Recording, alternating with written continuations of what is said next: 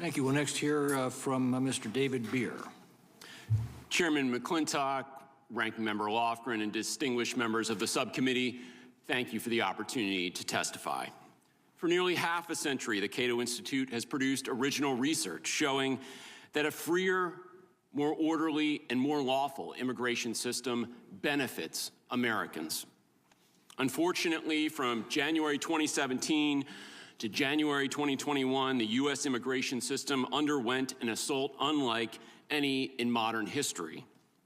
President Trump abused his authority to cut legal immigration from abroad by nearly 80%, refugees by 92%. He shut down asylum even for legal crossers. He stopped enforcing the law. He removed requirements to target public safety threats in the interior. As a result, he released twice as many convicted criminals as President Biden. He forced U.S. attorneys to prioritize misdemeanor family separation prosecutions of parents over sex offenders. By the time President Biden took office, the U.S. immigration system was in shambles.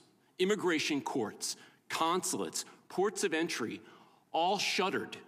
Even detention centers were at half capacity. Many Border Patrol agents were assigned away from the border. Human trafficking investigators were working on low-level visa overstay cases. In December 2020, Border Patrol arrests were at the highest level for any December back to 1999. Evasions of Border Patrol were 75% higher than when President Trump entered office. Border Patrol was told not to impose consequences on crossers beyond expelling them to Mexico under Title 42 of the Health Code. A decade of progress on deterring criminals from crossing reversed. Encounters with convicted criminals tripled under the Trump administration.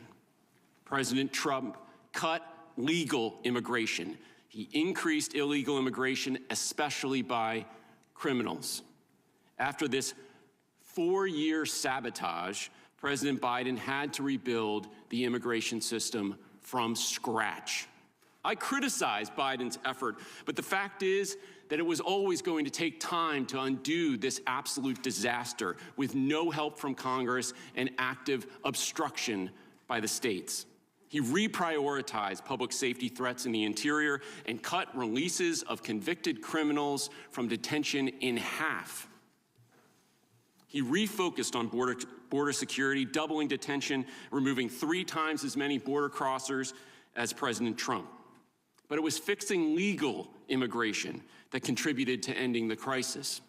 Biden restored visa and refugee processing to above 2016 levels.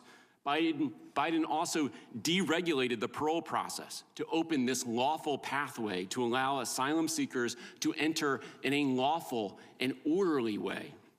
Biden's approach was working. Yes, overall crossings increased during the economic recovery, but Border Patrol encounters were down 33% in Biden's final months compared to Trump's final months. Criminal crossings had fallen 57%. Evasions of Border Patrol were down 42%, falling immediately after President Biden reversed Trump's expulsion to Mexico policy. For the first time ever, most immigrants coming to the U.S. border were applying to enter legally through a regulated and screened lawful pathway. But the new administration is already undoing all the progress. The slew of new executive orders mandate violations of the U.S. Constitution, target peaceful people over violent felons, and by limiting legal immigration, encourage illegal immigration. The president has ordered violations of the Constitution's 14th Amendment, denying the legitimacy of millions of Americans, their citizenship, and threatening to deport babies born in America. He is threatening to use the military to arrest, detain, and remove people without proving to courts they are removable. His orders explicitly declare that he is above U.S. law, and he asserts he can ignore any immigration law that you, members of Congress, write. The president may have joked he wanted to be a dictator for a day, but he is not one. You, Congress, should defend your powers and the U.S. Constitution and our rights before they're gone. America's immigrants are with you. They come because America is the land of the free. Let's keep it that way. Thank you.